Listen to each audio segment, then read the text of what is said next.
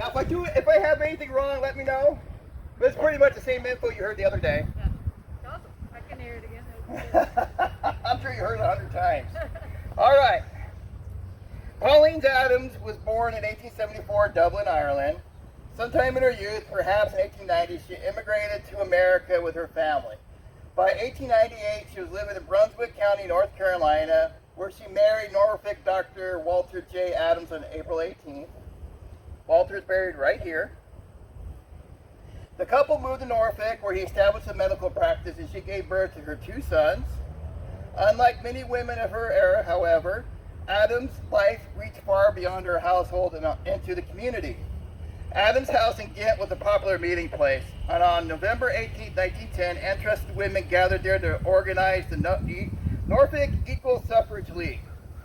For the rest of the tour, I'm going to abbreviate it NESL. It's just easier and faster. They elected Adams as their first president. She served 3 terms as president of the Norfolk League. Both she and her husband were due-paying members, and he was also the member of the Men's League formed in the city in 1912. He is a founding member. For the next 2 years, Adams easily won her elections, growing the league's base by triple, and they used the green room at the Lynn Haven Hotel, which is downtown, or used to be downtown, as headquarters.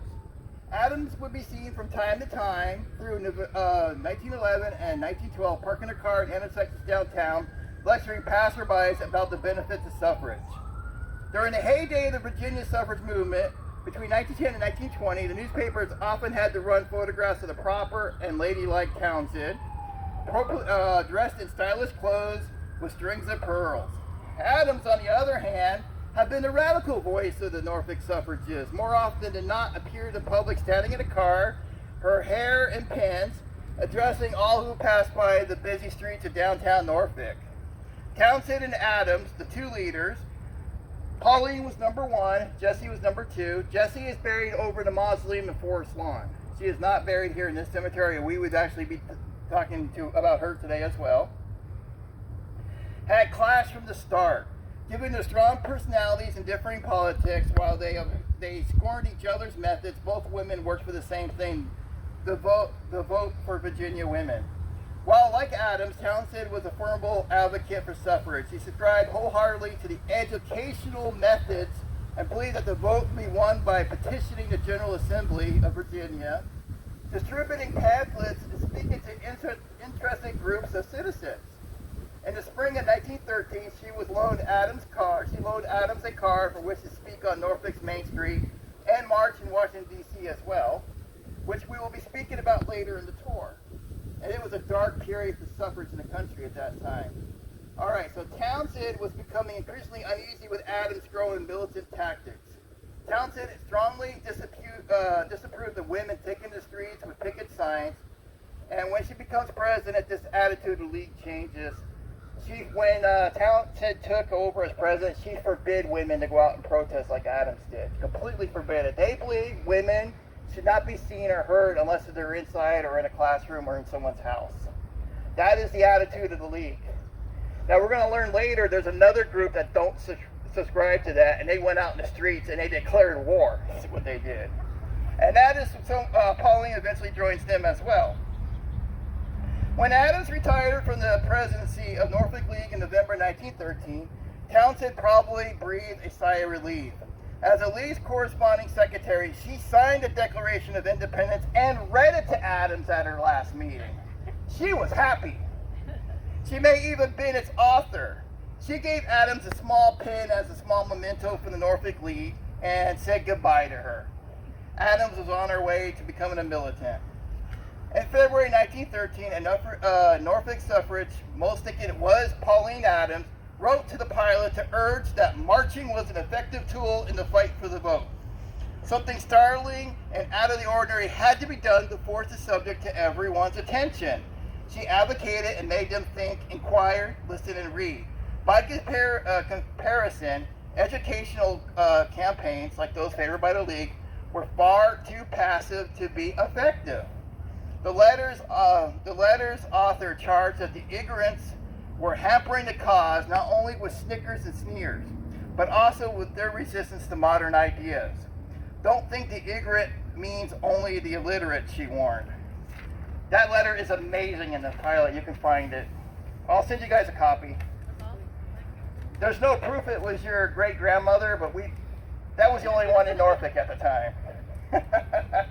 Adams' outspoken manner and preference for militancy caused a conflict among members of the Norfolk League. Leah Valentine, the state league president, disapproved of Adams' tactics and goals. She was known to publicly dismiss them in public. She would actually physically go out in public and tell women not to listen to Pauline, have nothing to do with her. That's not what the league does. We have nothing to do with her anymore. So this helped Adams' decision to join the National Woman's Party, which had the same goals as the league, but used very aggressive measures to get them. And we'll be talking about them later and on the tour, but I do believe the NWP is what got the women the right to vote, not the league. That's my personal opinion. Okay, so this is where we leave the Norfolk League story and we talk about the future of Adams. In 1915, as her involvement deepened, Adams was elected president of the Norfolk branch of National Women's Party, a militant version of the League. By June 1915, she broke all association with the League, mostly because of her militant views and Townsend's more quiet educational propaganda. In 1918, State League president was caught saying, if only Alice Paul, the NWP founder, and Pauline Adams would just stay quiet for a while, we might get something accomplished. But at this time, the NDP had been protesting the White House, something we will be discussing in depth later on in the tour as well. The fight for suffrage heated up during the war. We're going to be talking about this at another stone.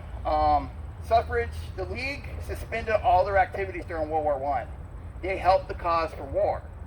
NWP did not. They actually got out the streets more and protested more. That's the difference. The League took a break through 1917. They didn't do anything. Not Pauline. She was out there. Yeah. Okay. So she was arrested. In 1917, she was at a civil service parade where President Wilson was watching from his personal bleacher. Her and 11 other ladies got up between the president and the parade, blocked the view, and started holding up signs. President, when are you going to give us the right to vote? What do you think the president did from there? Had him arrested. They went to court, and the judge gave them the opportunity to pay $25 or go to jail for 30 days. What do you guys think they chose? Jail. Their experience in jail was kinder than the other subjects we're going to be talking about later, but they used to serve them food with maggots in it. Used to take their blankets, take their hairbrushes. What do you think, without you guys answering, what do you think that Pauline Adams missed the most? Toothbrush. She used to brush her teeth 3 to 4 times a day. I remember reading that. That was a big deal for her.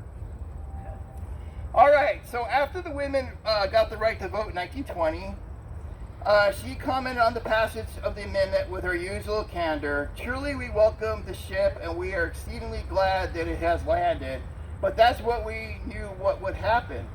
In 1921, she became the second female lawyer in Norfolk. We talked about that. She was the second to pass the bar here, but the first to practice. Yeah. Okay. She practiced law and served as notary public through the 1930s. A woman being a notary public back then was also rare. Ida Thompson was collecting everything about the League to send to the Library of Virginia in 1936. She asked Jessie Townsend if she can collect any papers here in Norfolk and send it to her. She asked if she would contact Pauline Adams. She said if she had anything to donate. Townsend told her she strongly suggested and refused to contact Adams for any paperwork. She would be eager to incorporate militant ideas, which is not what the League stood for. Basically, Townsend and Adams were like this. They were mortal enemies, and they actually got the League to split in half through their fighting. We're going to talk about that as well later. This tour is a chronological tour, so we're going to talk about, this is the beginning, we're going to work all the way to the end. So these two hated each other, and after roughly 16, they never talked to each other since then. Even though they were big, figures in suffrage, they hated each other. And just the way it is. You know, every organization has somebody that fights. You guys probably have it too, or two people don't get along.